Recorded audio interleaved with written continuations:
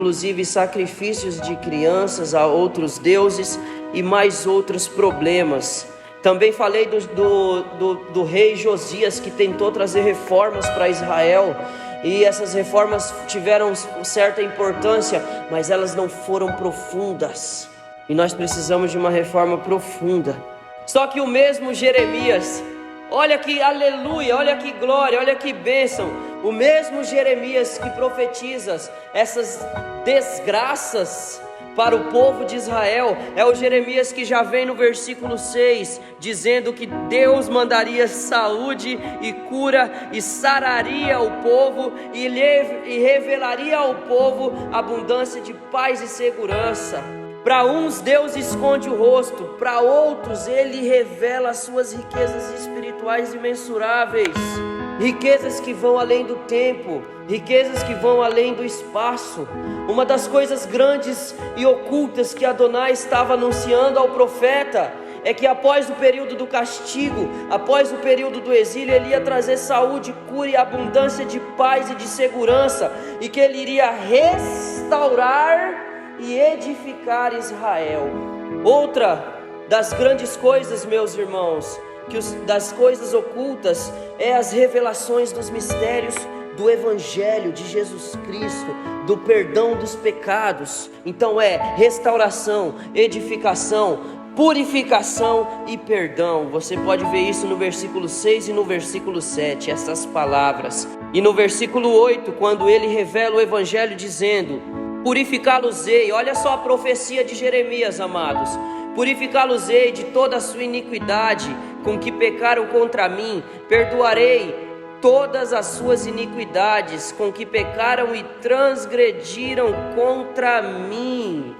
Sabendo que Jeremias ele foi um homem totalmente necessário, igual você é um homem, igual você é uma mulher, totalmente necessário para a nossa época, para o nosso período, para o nosso contexto e para o nosso povo. Da mesma forma que Deus levantou Jeremias, e Jeremias disse no capítulo 1 que ele não estava preparado, eu sou só uma criança. Deus fala: antes que eu te formasse no ventre materno eu te conheci, antes que você saíste da madre eu te consagrei e te constituí profeta das nações. Da mesma forma nós somos chamados pelo Senhor para fazer isto, para trazer essa palavra, para trazer o Evangelho. Jeremias ele era um homem ativo nos negócios do tempo presente dele. Ele apontava para as revelações grandiosas da obra da graça do Senhor Deus, do nosso Senhor Adonai. E ele fala que nós somos comissionados para pregar, para anunciar essas coisas grandes e ocultas, igreja. E a mensagem central da nossa pregação para você hoje aqui essa noite, para mim hoje aqui essa noite, a mensagem central da nossa pregação deve ser essa: purificá-los-ei de toda a sua iniquidade com que pecaram contra mim, e perdoarei todas as suas iniquidades com que pecaram e transgrediram contra mim. A gente tem que lembrar que se não fosse a iniciativa de Deus nesse ato grandioso de purificação, nesse ato grandioso de perdão, o Deus esconderia seu rosto de nós eternamente. Ele esconderia seu rosto de nós se não fosse a sua graça. Da mesma forma que ele escondeu o seu rosto de Israel por 70 anos. Uma verdade fundamental que a gente pode aprender aqui, irmão e irmã, é essa: que a maior revelação já trazida aos homens foi Jesus Cristo crucificado e ressuscitado. Desse versículo 1 ao versículo 8 que nós lemos aqui, nós vemos as promessas, as profecias que se cumpriram parcialmente, que é saúde, cura, paz, segurança, restauração e edificação de Judá e de Israel. E no versículo 8 nós temos essa profecia de promessa que se cumpriu em Cristo na sua primeira vinda. Olha que maravilhoso, Cristo cumprindo profecias de Jeremias. É uma coisa que eu parei para pensar esses dias, meus irmãos. Jesus Cristo, no seu ministério público de 3 anos e pouco, ele cumpriu profecias de 5 anos ali. Os profetas profetizaram desde o justo Abel. Não. Desde o Éden. E Jesus Cristo cumpriu profecias desde o início da criação até este momento. É por isso que ele disse, está consumado. E algumas profecias se cumpriram parcialmente, outras se cumprirão integralmente após a segunda vinda. E essa consumação, o versículo 9 é um exemplo de uma profecia que se cumprirá na segunda vinda do nosso Senhor Jesus. Jerusalém servirá por nome, por louvor e glória entre todas as nações que é aqui no planeta, né? Que ouvirem todo o bem que eu lhe faço, espantar-se-ão e tremerão por causa de todo o bem, por causa de toda a paz que lhes dou. Aí a pergunta que eu te faço, meu irmão Adelso: todo o planeta Terra, todas as nações da Terra nesse exato momento estão com temor e tremor a Deus? Não. Então essa profecia ainda está para se cumprir. Que falta muito. Espantar-se-ão e tremerão por causa de todo o bem, por causa de toda a paz que eu lhes dou. E é uma estatística, meus irmãos, mais de 40 mil judeus estão acreditando em Jesus nesse momento no planeta Terra. Aí a restauração de Israel, irmão José de Santana, vindo para o mundo. Jerusalém foi o local também do sacrifício do nosso Senhor, né? Fora de Jerusalém. Outra coisa está ocorrendo desde quando? Que nós conversamos já aqui, meu irmão José de Santana, que é Israel voltando para sua terra. Olha só, irmãos, abram aí, volta um capítulo atrás aí no livro de Jeremias, capítulo 32, versículo 37. Irmão Adelso, levante-se como diácono dessa congregação e leia para nós, 32, 37. Eis que eu os congregarei de todas as terras para onde os lancei na minha ira, no meu furor e na minha grande indignação. Tornarei a trazê-los a este lugar e farei que nele habitem seguramente. É o quê? Pode se assentar, meu irmão. Irmãos, talvez Israel, que é do tamanho de Sergipe, igual eu disse, tenha o apoio dessas grandes nações poderosas como os Estados Unidos e a Inglaterra. Por quê? Porque o nosso Eterno cuida. Nosso Eterno cuida. E Israel esteja talvez no cumprimento do início dessa profecia de Jeremias. Quem é que dá essa riqueza? É o Senhor Deus, meu irmão. Em 1947, 2 anos após a Segunda Guerra Mundial, quando Hitler matou mais ou por volta de 6 milhões de judeus no Holocausto, em 1947 criou-se o Estado de Israel, irmãos. Em 1948, no dia 14 de maio, decretou-se a emancipação, a independência do Estado de Israel. Em 1949, se levantou o Egito, a Síria, a Líbia, o Irã e o Iraque para guerrear contra Israel, porque eles não aceitaram que a ONU tinha dado 51% das terras de Israel para os judeus e 49% para eles, para o pessoal do Iraque. E o que aconteceu nessa guerra de 5 nações contra um lugar do tamanho de Sergipe? Israel venceu, porque Deus disse que Israel permaneceria seguramente na sua terra quando ele ajuntasse a sua terra em todas as nações. Sente a força da palavra de Deus. Foi contra a Síria, o Líbano, a Jordânia, o Iraque, o Egito e a Arábia Saudita, chamado de Liga Árabe, o nome desses países. E Israel foi vitorioso. Por isso que o Senhor diz em Jeremias 32, 38 e 39: eles serão o meu povo, eu serei o seu Deus. Dar-lhes-ei um só coração, um só caminho, para que me temam todos os dias para o seu bem e para o bem dos seus filhos.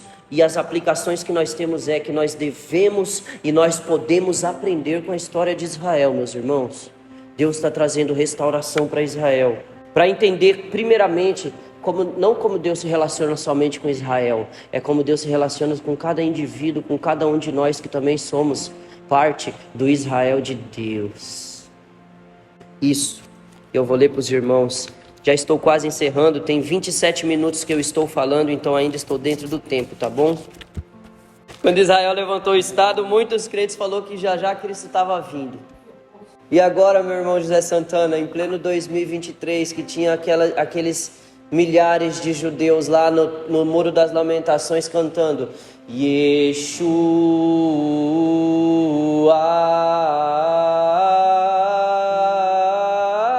que é o que? Jesus. O que é isso? Profecia se cumprindo. Outra aplicação que nós podemos é que a igreja de Jesus Cristo, a igreja de Deus, está ligada à promessa de Israel. Nós somos circuncidados e marcados e selados através da regeneração do Espírito Santo, como Romanos 9, versículo 8 diz que nós somos filhos da promessa.